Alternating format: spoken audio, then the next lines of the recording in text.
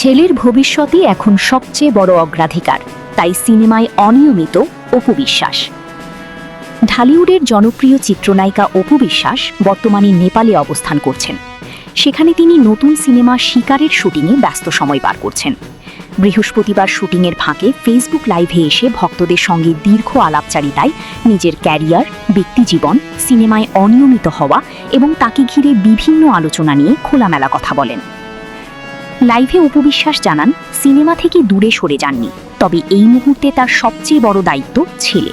তিনি বলেন, ছেলে এখন বড় হচ্ছে, তাই একজন মা হিসেবে তাকে সময় দেওয়াই তার প্রধান অগ্রাধিকার। টানা ২০-২৫ দিনের শুটিং করলে সন্তানের পাশে থাকা সম্ভব হয় না। বিশেষ করে ৬ বছর আগে মাকে হারানোর পর সন্তানকে নিজ হাতে গড়ে তোলার দায়িত্ব আরও বেশি অনুভব করেন তিনি।